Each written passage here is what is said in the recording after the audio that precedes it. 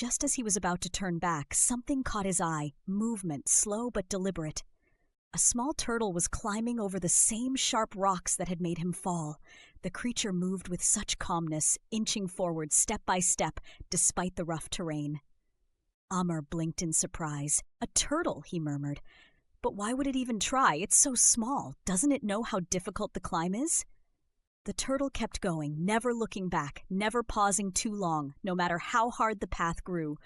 With every awkward, tiny step, it showed no sign of surrendering to the mountain. Amer's frustration faded into awe. There, on that rocky slope, he found himself thinking, if this little turtle can keep moving forward, why can't I? He stood brushing the dirt off his clothes. In a peaceful village, surrounded by towering mountains, lived a boy named Amer. Amer was known for his great ambition, but also for something else, his impatience. If he didn't succeed the first time, he would throw up his hands and give up right away. One crisp morning, as sunlight poured over the village, Amer sat outside listening to the elders share tales of adventure. They spoke of the legendary Golden Mountain. At its summit, an old man said, his voice soft with mystery, lies a treasure so grand it could change your life forever. No one had ever reached the top. The road to the treasure, they said, was too harsh, too challenging. But Amer's eyes lit up. He thought, nothing is impossible. I'll be the one to claim that treasure. No one else has the determination like mine. And so, early the next morning, Amer laced up his sturdy boots, packed some water, and set off for his journey to the Golden Mountain. At first, the path was gentle, winding through the base of the mountain.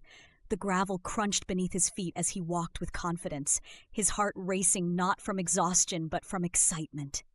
Amer even found himself running, eager to conquer the mountain before anyone had even woken for breakfast.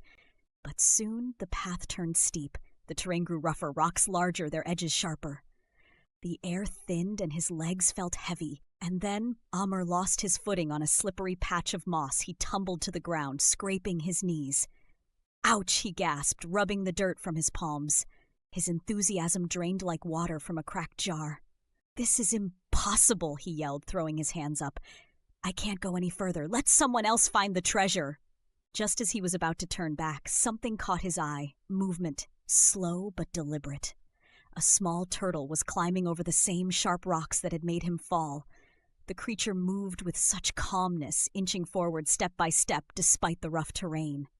Amer blinked in surprise. "A turtle?" he murmured. "But why would it even try? It's so small. Doesn't it know how difficult the climb is?" The turtle kept going, never looking back, never pausing too long, no matter how hard the path grew. With every awkward, tiny step, it showed no sign of surrendering to the mountain. Amer's frustration faded into awe. There, on that rocky slope, he found himself thinking, if this little turtle can keep moving forward, why can't I? He stood, brushing the dirt off his clothes. A new resolve warmed him from within. "I'll keep going," he said aloud, "just like that turtle, one step at a time." And so Amer pressed on. Each step was slow and labored. The rocks cut into his fingertips when he used them for balance. At times the incline was so steep he thought his legs would give out. Rest was tempting, giving up even more so. But every time the thought crossed his mind, he imagined the turtle inching forward. And so Amer continued. Hours passed, the sun climbing higher. Finally, the rocky trail began to level. Amer squinted against the light, and there at last was the summit. He pulled himself up with the last of his strength and gasped. The view was nothing short of breathtaking. Endless valleys rolled out below him in shades of green and gold. A soft breeze carried the scent of wildflowers, and the sunlight bathed the mountaintop in a brilliant golden glow. But as Amer looked around, his eyes searching every stone and shadow, a sinking realization hit him. There was no treasure box, no glittering hoard of gold waiting for him up there. His shoulders sagged. All that work, he sighed. For this? As frustration began to bubble up again, a voice behind him startled him. Disappointed, are we? Amer whirled around to see an old man. His beard was white as snow, his eyes wise and kind. Where did you come from? Amer asked, confused. The old man chuckled lightly. That's not important, but I'm here to ask you this. Why are you upset, young man? The treasure, Amer exclaimed. I came all this way for it, risking everything, and there's nothing here. It's all for nothing. The old man raised an eyebrow. Is it, though? Let me ask you, was it easy to get here? Amer frowned. Of course not. The road was rough and I fell so many times, but I didn't give up, even when I wanted to. And that, the old man said, his voice warm, is the treasure.